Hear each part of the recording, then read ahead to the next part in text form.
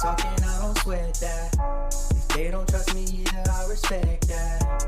But she need down the ride, oh I bet that. Ooh, I slide for my people, don't forget that. Don't forget that, don't forget that. Ooh, I slide for my people, don't forget that. Don't forget that, don't forget that. Ooh, I slide for my people, don't forget that.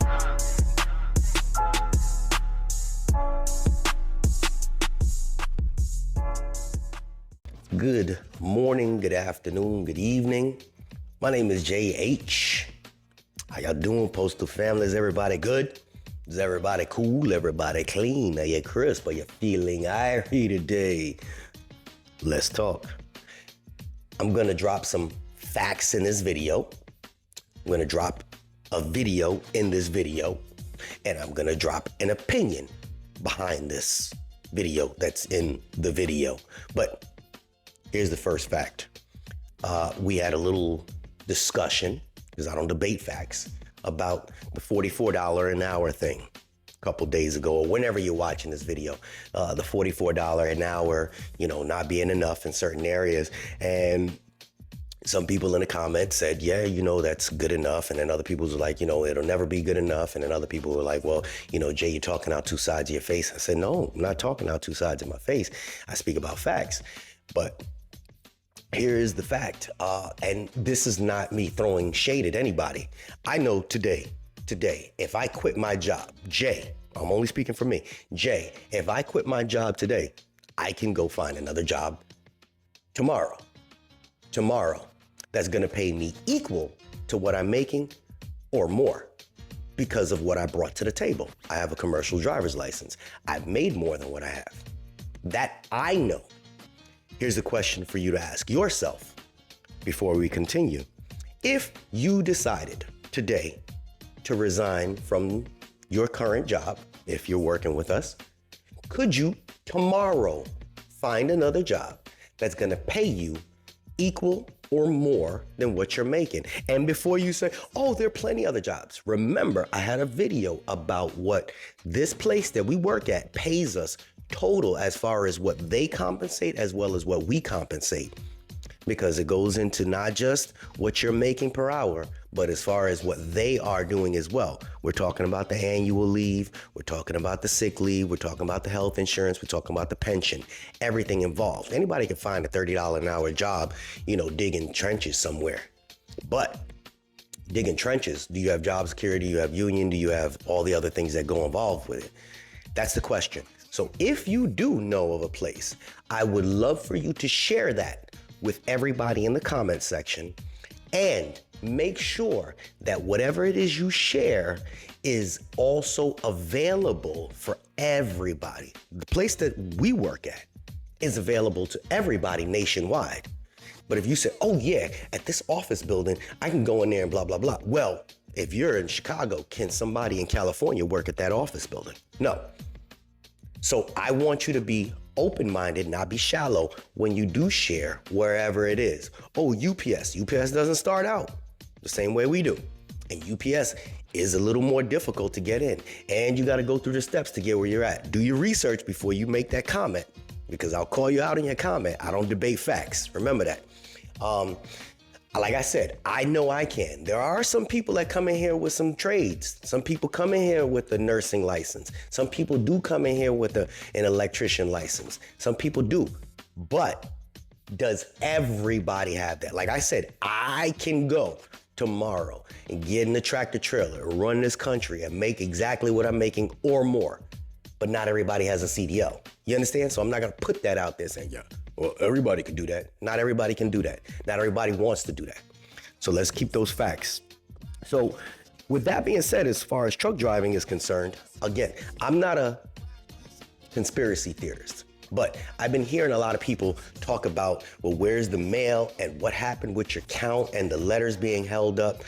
I'm not saying any of that is realistic, but after hearing the lady that was pulled off of YouTube for whatever her reasons were, as well as listening to a lot of your peoples that you guys write the comments about mail being held.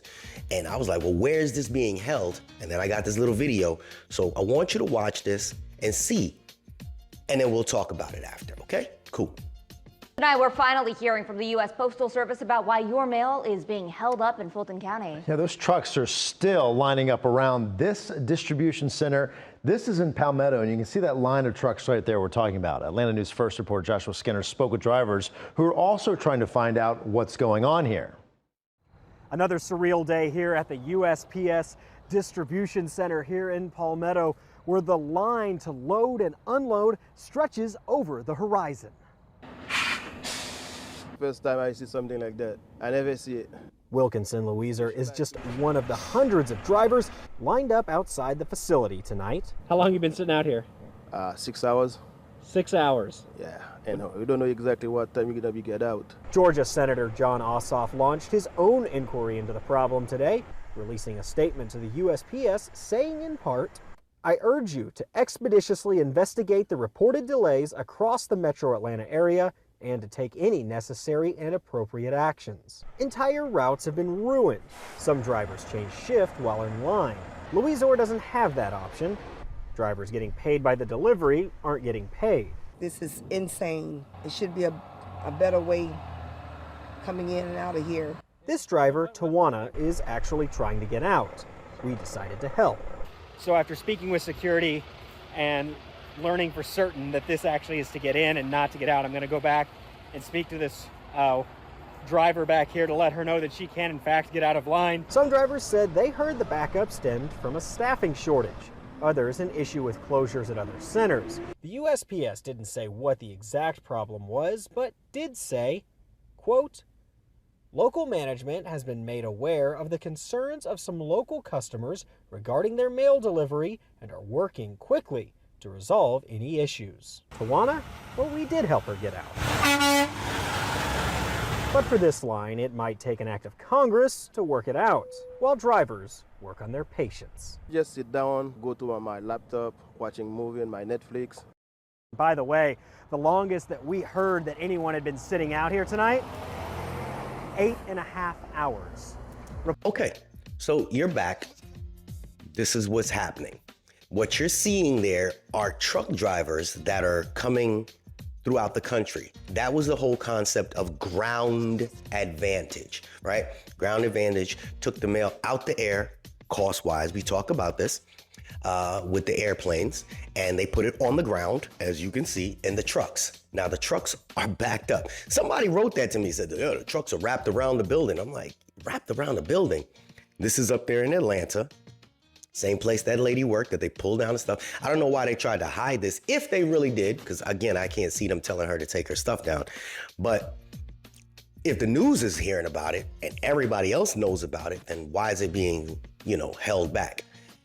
These are just questions. Again, not a conspiracy. I know that a lot of people just randomly said, well, there was no letter mail. There was no letter mail, and then all of a sudden it appeared.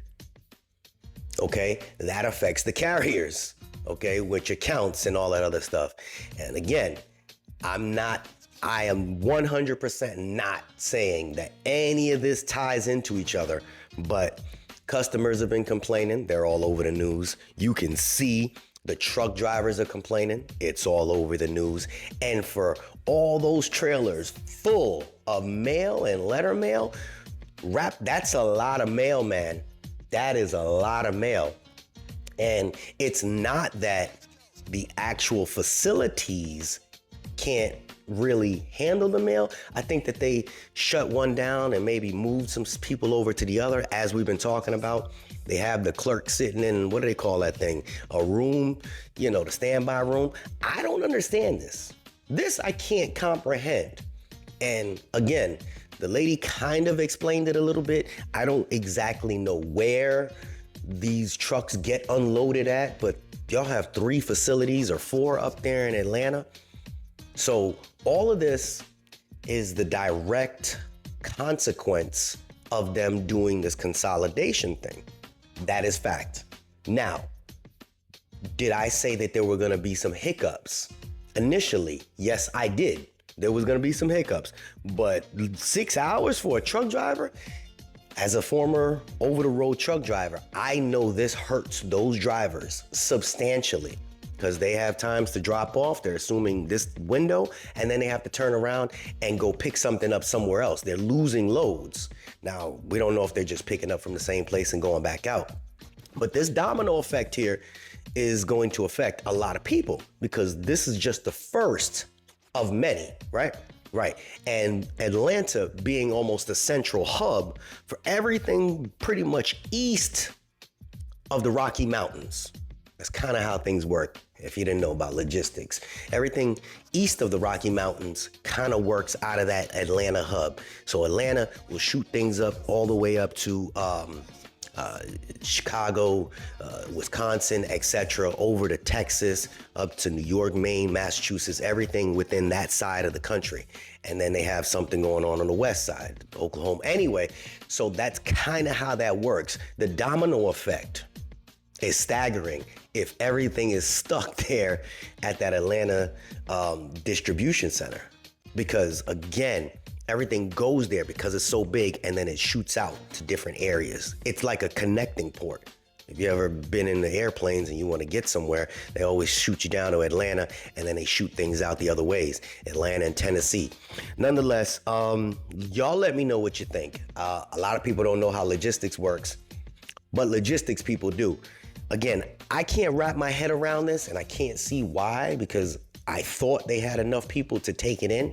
I don't know if the machines are not working to, scan the stuff in. I don't know if it's bad management or this was part of the plan. Who knows? But we do know this is facts. A lot of the country is complaining about not getting their mail on time. A lot of the carriers didn't have a lot of regular letter mail. A lot of mail didn't come out within the last week. And we've been hearing about these trucks wrapped around buildings for a couple weeks now. And now you actually get to see it. So y'all tell me what you think. Again, we can always talk about whatever it is you want to talk about, as long as we're doing it respectfully. All right, it's JH. Let me know what y'all think, and I'm out. Unexpected expenses stressing you out? Get the money you need now with Loans for Feds, a program designed specifically for federal employees. Bad credit is not a problem. Application is fast and easy with same-day approvals. Apply now.